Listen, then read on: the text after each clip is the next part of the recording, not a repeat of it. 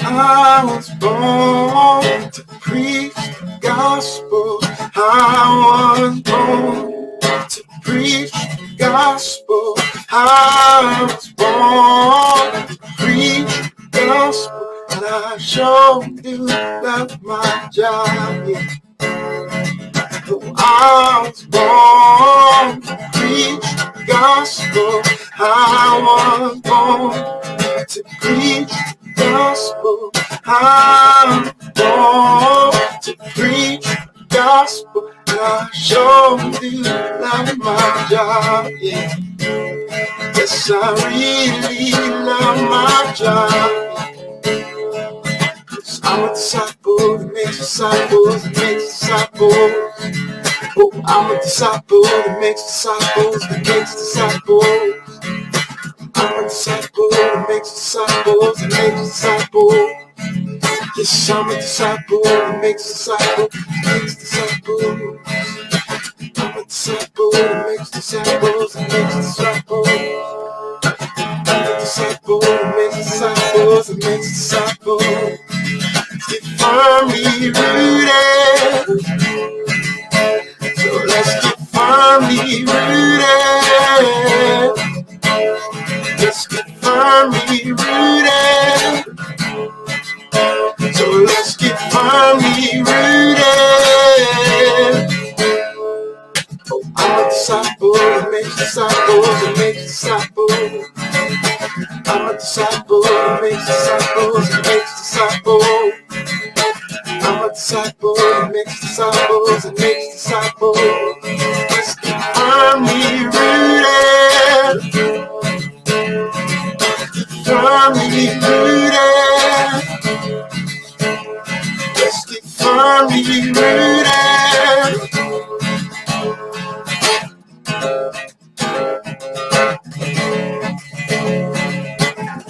Yeshua, Yeshua, Yeshua, Yeshua, Yeshua, Yeshua. I'm a disciple that makes disciples that makes disciples. We're disciples that make disciples that make disciples. We are disciples that make disciples that make disciples. We are disciples that make disciples that make disciples. Let's get firmly rooted. Firmly rooted.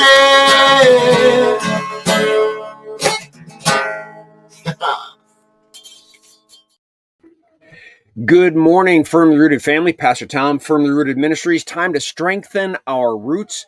We have been dancing back and forth using the same computer, trying to get the flourish in and to get the strengthening our roots in and rooted men in. And we're not successfully going out to X right now. And so I'm trying to cut and paste the YouTube video link to X. Yeah. We're chasing our tails from a technology perspective, but we're getting there. We're getting there. We got in. So we're just not live in all the right places, and I wish we were.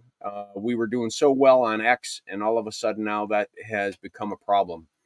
Vivian Davis, good morning. Emily Connolly, good morning, and happy birthday to you. All right, I already sang that. Chuck B, good morning, and happy birthday, Emily. Connie Sandbrink, good morning. Let's see, who else? Bert Reggiani, good morning. Alice, good morning. And again, I hope some people are seeing the link on X. Favorite memory verses. This one goes along with yesterday's verse. This is 2 Timothy 4:4. Let me pull it up for you. It's just one verse. And we'll grab that.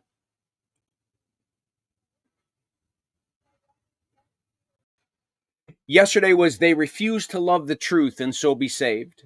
They refuse to love the truth and so be saved. How important is truth, huh? In 2 Timothy 4:4, Paul says to Timothy, and they will turn their ears away from the truth and turn aside to myths. They will turn their ears away from the truth and turn aside to myths. So it's a simple verse, but I guess want to make it real life-ish. For half of my lifetime, we've lived in a worldview getting shoved down our throats that truth is relative, that you can have your truth and I can have my truth, and we can all just have our own truths. When in fact, that's a lie.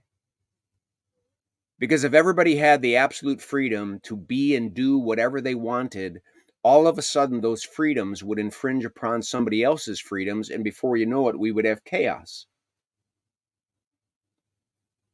You see, the one thing that people don't realize in the worldview that says truth is relative and everybody could have their own truth is that they miss the point that we're sick people. We're not good naturally. We're evil naturally. And so hence, our choices aren't going to be even good for ourselves, let alone good for others. And the idea that we turn our ears away from the truth and turn aside to myths is the idea of the people who were going to stone Stephen, and Stephen was telling them that he could see heaven, and they put their hands over their ears and they yelled and screamed. They didn't want to face reality. And then they stoned him to death. Same thing with the crucifixion of Jesus. My point is, truths had to be developed because of sin, right? Look at it. Before sin, there was only one law. Love the Lord your God with all your heart, mind, soul, and strength. Love your neighbor as yourself. That was it. Love, love. But because we naturally do not love properly, because we are corrupt, there has to be all these other laws that are telling us that we can't kill someone, we can't hurt someone, we can't lie to someone, we can't steal from someone, we can't. Why are you ever notice that all the laws are can'ts?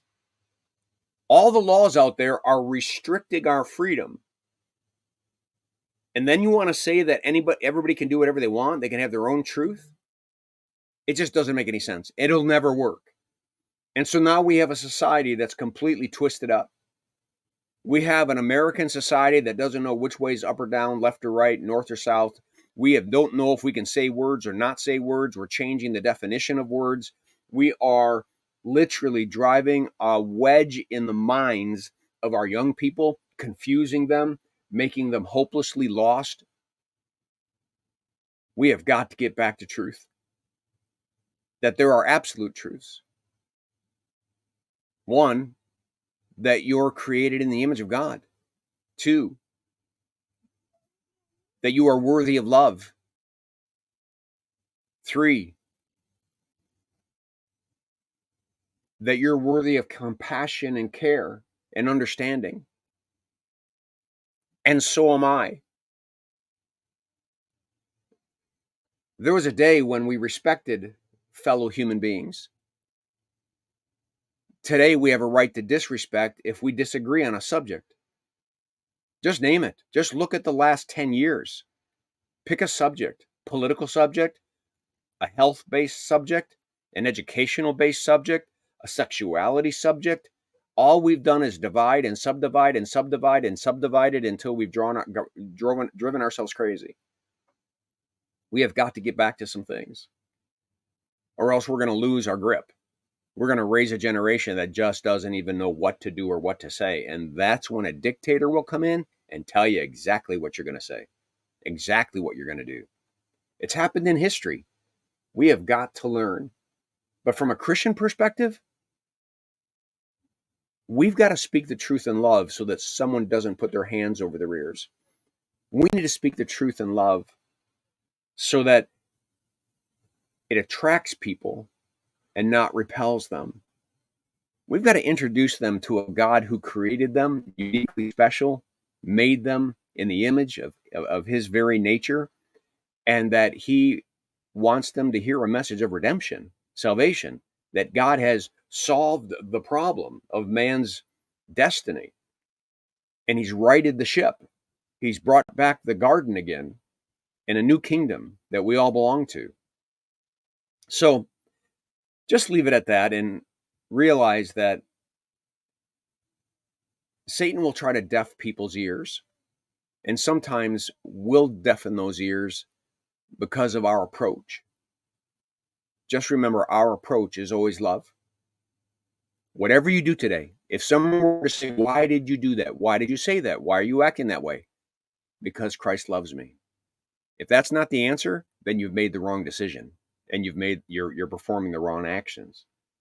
People should see Jesus in us because we are so wrapped around Jesus and he is dwelling in us by the power of his Spirit.